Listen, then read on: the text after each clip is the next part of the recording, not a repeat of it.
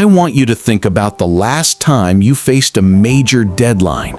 Remember the pressure, the late nights, the mental fatigue?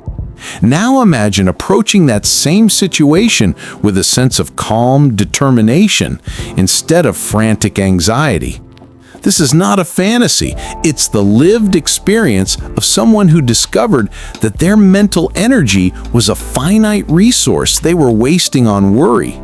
Their story shows how redirecting that energy into productive belief allowed them to achieve more while working less, simply because their mind was no longer working against them.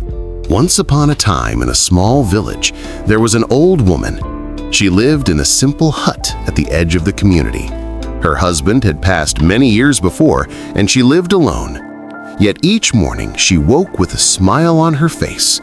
It was a smile that seemed to come from a deep and quiet place inside her, like a secret sunlight she carried with her always. Each day she would walk to the center of the village and sit under the ancient banyan tree. Its branches were wide and offered a cool shade. She did not speak much, but her presence was a quiet gift to the people who passed by. The villagers would go about their work, and they would see her there. They noticed her gentle strength. They saw how she remained so cheerful, and they wondered about it. Her life was not easy. She had known loss, and she had little in the way of material things. But her heart was not heavy with the weight of her circumstances. She showed everyone who looked that happiness is not the absence of problems, it is the presence of a certain perspective. This way of seeing the world was not a secret she kept locked away. It was a truth she lived openly for all to see. Her resilience was a quiet question that hung in the air. It invited curiosity without demanding an answer. The villagers felt calm just by being near her. The real story begins with a woman named Radha. Radha was a young mother, and her life was filled with worry. Her husband was away, seeking work in a far-off city. Her children were often hungry, and the money was almost gone. Fear was her constant companion. She felt the walls of her life closing in. One afternoon, overwhelmed by the storm in her mind, she walked to the banyan tree. She approached the old woman who sat there in peace. Radha did not ask for money or for a miracle to fix her troubles. She looked at the old woman and she asked a simple question from her breaking heart. She asked, "How do you keep smiling?" This was not a casual question. It was a plea from a soul on the verge of giving up. This encounter would reveal that the old woman's peace was not a matter of luck. It was something else entirely. It was a choice. Radha's life was indeed a storm.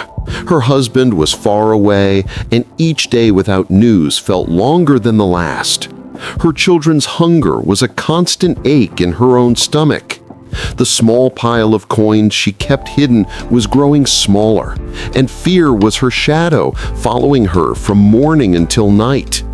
She felt the walls of her small hut closing in, and her mind kept circling the same desperate thoughts. What if he never returns? What will we eat tomorrow? The questions had no answers, and the worry was a heavy weight on her chest. One afternoon, the weight became too much to carry alone.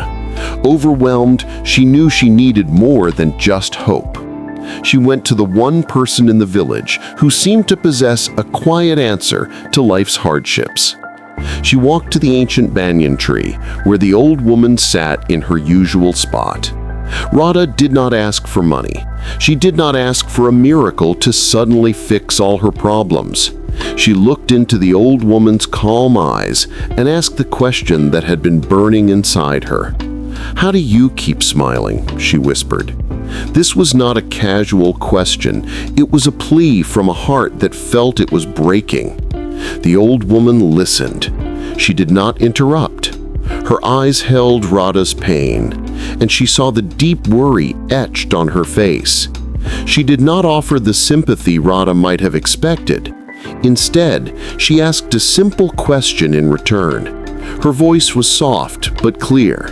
"Tell me," she said, What do you think will happen if you continue down this path of worry?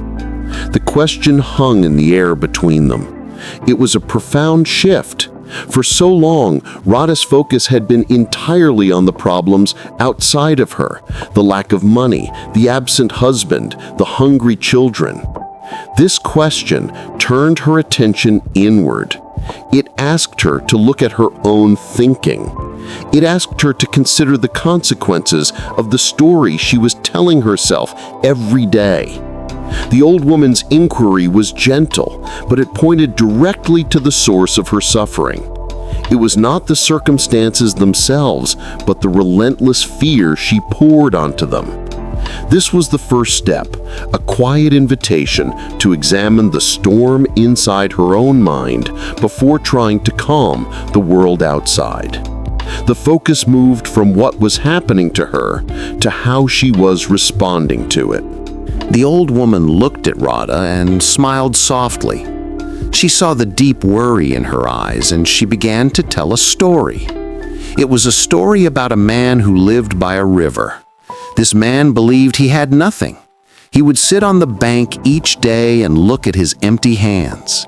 He felt the hunger in his stomach, and he thought only of what was missing from his life. He saw the water flowing past him, but he did not see it as a gift. He saw the tall trees, but he did not feel their shade as a comfort. He was deep in his own sorrow. One day, a traveler came walking along the path by the river.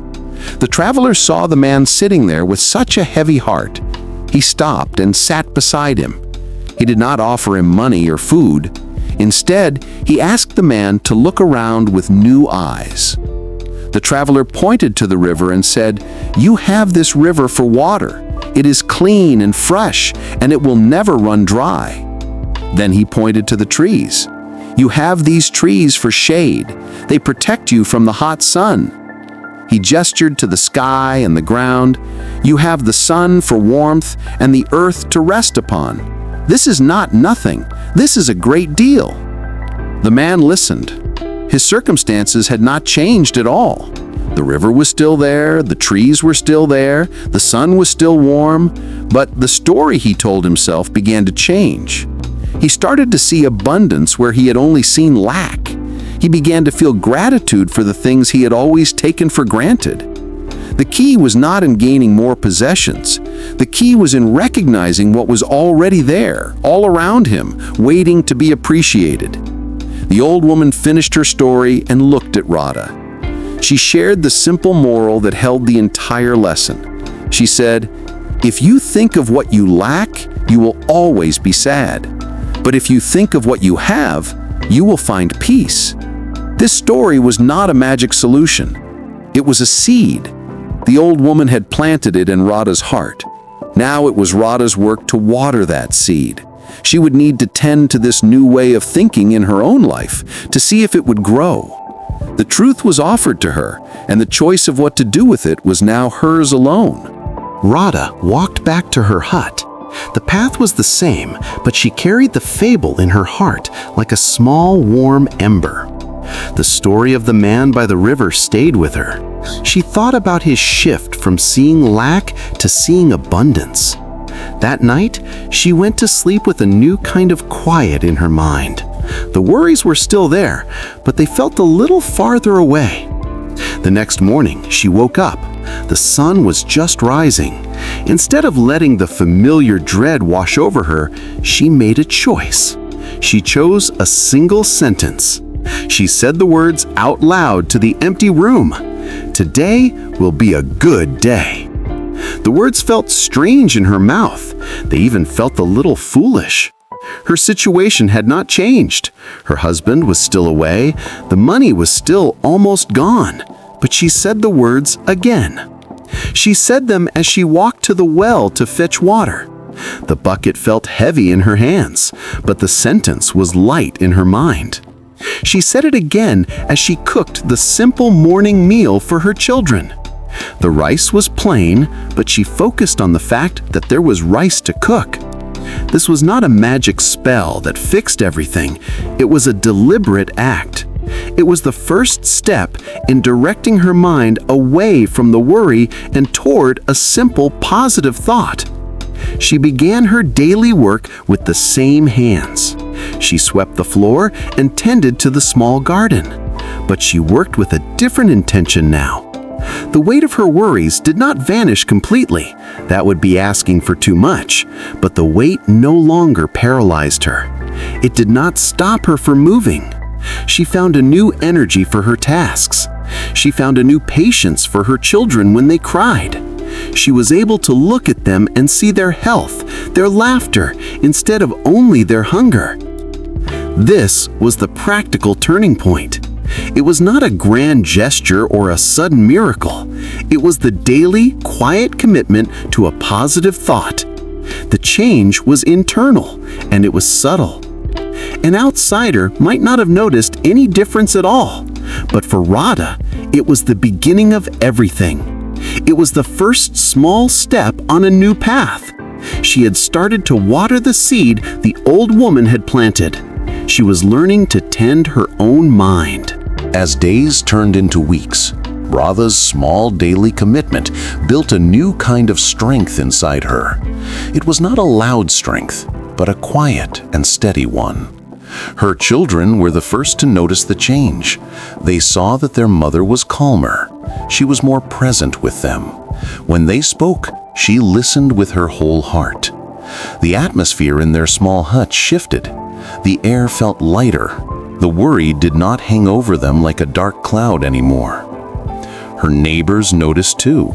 They saw her tending to her chores with a quiet determination they had not seen before. She worked in her garden with a focus that was peaceful, not frantic. She walked to the well with a straight back. She became a small example to those around her, just as the old woman under the banyan tree had been an example to her. People saw the change in her demeanor, and they wondered about its source. Then, one afternoon, a letter arrived. It was brought by a traveler passing through the village. The letter was from her husband. He wrote that he had found steady work in the city. He was sending money home with the next traveler. A practical solution to their financial struggle had arrived at last. Radha felt a wave of relief, but also a deep sense of confirmation. The old woman under the tree heard the news, and she nodded slowly. She saw this not as a simple coincidence, but as a natural consequence. When we change our mind, we change our actions. Radha's new calm allowed her to write clear letters to her husband. Her positive energy may have been felt in his own heart, giving him the strength to persevere. Changed actions, even small ones, change our circumstances. The villagers saw this tangible result. They saw that Radha's inner shift had been followed by an outer solution. They began to seek out the old woman's wisdom for themselves. They came with their own worries about poor crops and sick animals and uncertain futures. A single shift in one person's thinking began to spread through the entire community. It was like a stone dropped into a still pond. The ripples moved outward, touching life after life. The village did not become a place without problems, but it was becoming a place where people faced their problems with a different heart, a stronger spirit. They were learning that the first change must happen within. The old woman's simple advice became a common tool in the village. It was a tool for the heart. One by one, people came to her under the banyan tree. They came with their worries about the crops and the lack of rain. They came with fears about sickness and debts and money. Each person brought a different problem, but the root was often the same. It was a mind filled with fear. She offered each person the same fundamental idea. She would listen to their troubles, and then she would say, "Your thinking shapes your reality." She did not tell them their problems were not real. She showed them that their perspective could change their experience of those problems. A farmer came to her. He was worried because the rains were late. His fields were dry and he feared his family would go hungry. The old woman asked him to look not at the sky, but at himself. She said, "Focus on the strength of your own back. Think of the fertility of the soil you have tended for so long. Your worry will not bring the rain, but your strong arms can still prepare the land for when it comes." The farmer walked away thinking not of what was missing, but of the power he still possessed. A young man came to her. He was anxious about his future. He felt he had no special skills and no clear path. The old woman asked him to name one thing he knew how to do well. He said he was good at mending things, at fixing broken tools. She smiled and said, "You see, you already have a skill that brings things back to life. That is a great gift. Appreciate what you have, and more will come." He began to see his ability not as small, but as a solid foundation. The philosophy was never about denying difficulty. It was about facing that difficulty with a different heart. The village did not become a place without problems. The rain still came late sometimes. People still got sick. Money was still tight. But the village became a place with more resilience. The people learned to support each other with a shared sense of hope. They reminded each other to think good thoughts. This demonstrated that positive thinking is not a solitary practice. It is a social resource. When one person changes their mind, it helps the person next to them find the strength to change theirs. It showed that a community's true strength can be built on the collective mindset of its people. If the people are strong in their hearts, the community can withstand any storm. The power to face life's challenges was always there within them. It was simply waiting to be unlocked by a simple change in perspective. It was waiting for them to choose to see the good. Problems will always come, my dear. They come like the seasons. This is the simple truth of life. But the path through them depends on the orientation of our heart. If we face our troubles with a hopeful heart, we can do more than just endure them. We can overcome them. Be happy where you are. Smile when life feels small. True happiness is not about gathering more things from the world outside. It is about loving what we already have inside us and around us. Take this story with you. Let it be a gentle reminder each morning. When you wake, tell yourself, today will be a good day. This small habit reminds you that your mind is your most powerful tool. Always remember that.